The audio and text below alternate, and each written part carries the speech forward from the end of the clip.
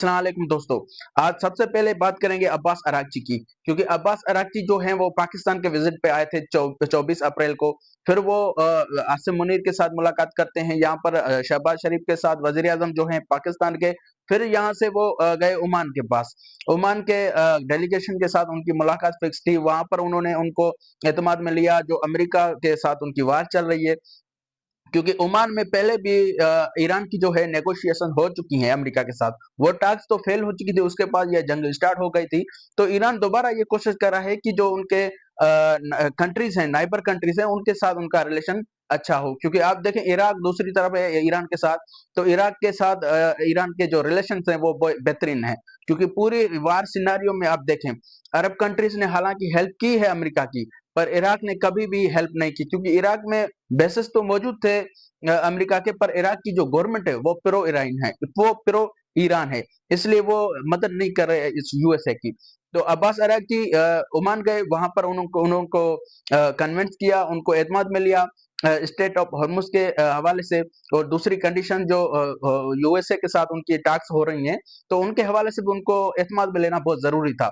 तो उसके बाद वो तुरंत ही, हालांकि जो दौरा शेड्यूल हुआ था अब्बास अराकी का, उनको पाकिस्तान आना था, फिर ओमान जाना था, उसके बाद उनको जाना था सीधा रशिया के पास।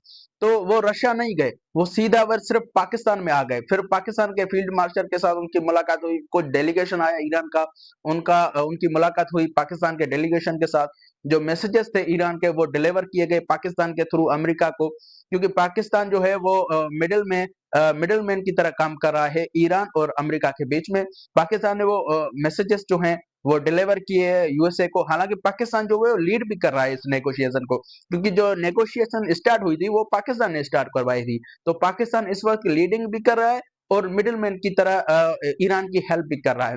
और दूसरी तरफ यूएसए जो है वो बार बार कह रहा है कि उसको पूरा भरोसा है पाकिस्तान के क्यादत के ऊपर। जो पाकिस्तान के फील्ड मार्शल आसिम मुनीर कर रहे हैं उनके ऊपर यूएसए को पूरा भरोसा है, उनको यकीन है कि ये जंग रुकवा देंगे। तो दूसरी तरफ ईरानी डेलीगेशन जो है उनको भी यकीन है पाकिस्तान के ऊपर कि पाकिस्तान जो है वो बेहतरीन किरदार अदा कर रहा है, पर उनको अभी भी कुछ शकूक के शुबाब हैं। उनको अपनी जो फ्रेंडली कंट्रीज है उनको भी एतमाद में लेना है, जैसे ओमान है, रशिया है। क्योंकि रशिया ने ईरान की बहुत ज्यादा हेल्प की है इस बार में। अब आपने देखा होगा न्यूज चैनल पे, क्योंकि रशिया ने जो है सैटेलाइट इमेजेस सेंड की थी ईरान को, लोकेशन दी थी, जिसकी बिना पे ईरान जो एक्यूरेट जो टारगेट कर रहा था दुबई में, यूएई में, इसराइल में, तो वो एक्यूरेसी तभी मिल रही थी ईरान को जब रशिया उनको सैटेलाइट की लाइव तस्वीर सेंड कर रहा था, उनको लोकेशन दे रहा था। उस लोकेशन के बिना पर ईरान टारगेट्स को हिट कर रहा था। तो ईरान की बहुत ज्यादा हेल्प की थी रशिया ने। तो वो फ्रेंडली कंट्रीज जो हैं ईरान की, उनको तो वो नहीं छोड़ सकता, उनको एतमाद में लेना बहुत जरूरी था, क्योंकि यूएसए के साथ टैक्स जो है ऑन गोइंग है ईरान की। तो इस वक्त अब्बास अराकी जो है वो निकल चुके हैं, पहुंच चुके होंगे रशिया में। हालांकि वो पहुंच चुके हैं रशिया में, सेंट पीटर्सबर्ग में। उनकी मुलाकात शेड्यूल है रशियन डेलीगेशन के साथ, और रशियन प्रेसिडेंट जो है व्लादिमीर पुतिन, उनके साथ भी अब्बास अराची की मुलाकात शेड्यूल है। तो वहां पर उनको एतमाद में लेना है। और दूसरी तरफ इनसाइड रिपोर्ट्स ये आ रही हैं कि अब्बास अराची को ये यकीन है, या फिर उनको उनकी जो मंशा है, वो चाहते हैं कि रूस जो है वो एज अ सिक्योरिटी गारंटियर इस नेगोशिएशन में शामिल हो, क्योंकि उनको सिक्योरिटी गारंटी भी चाहिए इस ओवरऑल सिनेरियो में। क्योंकि वो यकीन नहीं कर पा रहे अमेरिका का और इसराइल का, क्योंकि इनका ट्रैक रिकॉर्ड ऐसा है ना। आप देखिए इसराइल ने जिसके साथ भी मुआहदा किया है वो फिर मुआहदे को खुद ही तोड़ते हैं। अभी अभी देखें, रिसेंटली उनका मुआहदा हुआ लेबनान के साथ, फिर नेतन्याहू ने हमला करवा दिया लेबनान के ऊपर, बमबारी शुरू हो गई, फिर से मुआहदा टूट गया। तो इसलिए ईरान को अब यकीन नहीं रहा उनके ऊपर, इसराइल के ऊपर या फिर अमेरिका के ऊपर। तो वो चाहते हैं कि एक मिडल मैन, एक गारंटियर रूस हो। रूस जैसी कंट्री अगर गारंटी दे तो नेगोशिएशन जो है वो आगे बढ़ सकती है। और दूसरी तरफ ईरान के हुकूमत के साथ जो नेगोशिएशन हो रही है रूस के, अमेरिका की, तो इस वक्त अमेरिका खुद फंसा हुआ है ईरान के साथ, क्योंकि डोनाल्ड ट्रंप के पास जो मुद्दत है वार को जारी रखने की वो बहुत ही कम है। अब 1 मई तक मुद्दत रह चुकी है डोनाल्ड ट्रंप के पास वार जारी रखने की, क्योंकि 60 दिन के बाद अमेरिकन प्रेसिडेंट को एक अप्रूवल लेना होता है कांग्रेस का, वहां की कांग्रेस जो है अमेरिका की, वहां से वार जारी रखने का अप्रूवल लेना होता है। और कांग्रेस ये अप्रूवल कभी नहीं देगी डोनाल्ड ट्रंप को, ये डोनाल्ड ट्रंप खुद भी जानता है। इसलिए डोनाल्ड ट्रंप बस एक मिलिट्री बिल्डअप करना चाहता है, उसको ईरान को प्रेशर कर रहा है ताकि कोई डील हो जाए जल्दी से और डोनाल्ड ट्रंप इस जंग से निकल सके। दूसरी तरफ ईरान जो है वो खुद भी इस जंग से फंसा हुआ है, पर ईरान जो है डटा हुआ है, क्योंकि ईरान के ऊपर जंग थोपी गई है।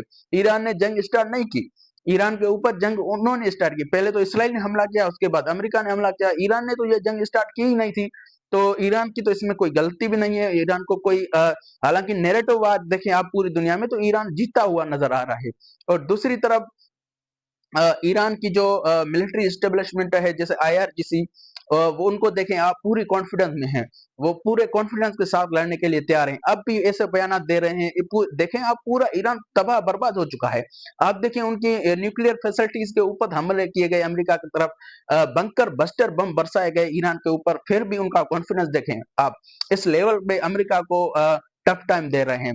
दूसरी तरफ ईरान के जो खाज आइलैंड हैं, जहां पर ईरान की 90% जो ऑयल एक्सपोर्ट होती है जहां से, तो इस वक्त जो यूएसए ने ब्लॉकेज की हुई है, नेवल ब्लॉकेज जो की हुई है स्टेट ऑफ हॉर्मुज की, तो उससे ईरान को बहुत ज्यादा नुकसान हो रहा है इससे। हालांकि ईरान के पास जो ऑयल है वो एक्सपोर्ट कर, शुरू शुरू में तो ईरान बहुत सारा ऑयल एक्सपोर्ट कर चुका है, पर अब ईरान को चैलेंजेस आ रहे हैं, क्योंकि ईरान के पास ऑयल बहुत ही ज्यादा हो चुका है, उनकी जो स्टोरेज कैपेसिटी है उससे ज्यादा ऑयल प्रोड्यूस हो चुका है। तो अगर ईरान का जो ऑयल इस वक्त मौजूद है वो एक्सपोर्ट नहीं होता, तो प्रोडक्शन होती रहेगी, प्रोडक्शन तो नहीं रुकती, जो तेल के कुएं हैं वो कभी नहीं रुकते, वो हमेशा चलते रहते हैं। तो ऑयल की जो प्रोडक्शन है वो ओवर हो जाएगी, जिस स्टोरेज से ओवर हो गई तो ईरान ईरान का बहुत ज्यादा नुकसान हो जाएगा। और अगर ईरान ये कुएं बंद करता है ऑयल के, फिर भी ईरान का नुकसान है, क्योंकि इन कुओं को फिर से स्टार्ट करने के लिए बहुत हैवी इन्वेस्टमेंट लगती है। तो ईरान ये रिस्क नहीं लेना चाहेगा, इसलिए ईरान कोशिश कर रहा है कि किसी तरह यूएसए की जो ब्लॉकेज है उसको हटाया जाए, ताकि ईरान का जो ऑयल है वो एक्सपोर्ट होता रहे और ईरान के जो कुएं हैं वो बंद ना करना पड़े। तो दोनों फरीकें जो है वो इस वक्त जंग में फंसे हुए हैं। एक तरफ ईरान की मजबूरियां हैं, दूसरी तरफ डोनाल्ड ट्रंप की मजबूरियां हैं। हालांकि डोनाल्ड ट्रंप जो है पूरी तरह मिलिट्री बिल्डअप तो कर रहे हैं, आप देखें इंडियन ओशन में उनके एयरक्राफ्ट आ रहे हैं, पूरी नेवी जो है अमेरिका की, आप देखें अब सबमरीन जो न्यूक्लियर सबमरीन है वो भी डिप्लॉय हो चुकी है इंडियन ओशन में। तो डोनाल्ड ट्रंप मिलिट्री बिल्डअप कर रहे हैं पूरी तरह से प्रेशराइज करने को ईरान को, ताकि कोई अच्छी डील हो जाए ईरान के साथ, क्योंकि डोनाल्ड ट्रंप का जो पूरा जो जोर है इस वक्त वो ईरान की न्यूक्लियर फैसिलिटी के ऊपर है। ईरान की जो यूरेनियम है ईरान के पास 400 किलोग्राम, डोनाल्ड ट्रंप का पूरा फोकस उसके ऊपर है। बार बार डोनाल्ड ट्रंप ये बयान देते फिर रहे हैं कि जो ईरान की यूरेनियम है वो हम अमेरिका ला रहे हैं। हालांकि ईरान ने इससे साफ तौर पर रिफ्यूज कर दिया है, ईरान ने मना कर दिया है कि कोई यूरेनियम हम देने नहीं जा रहे।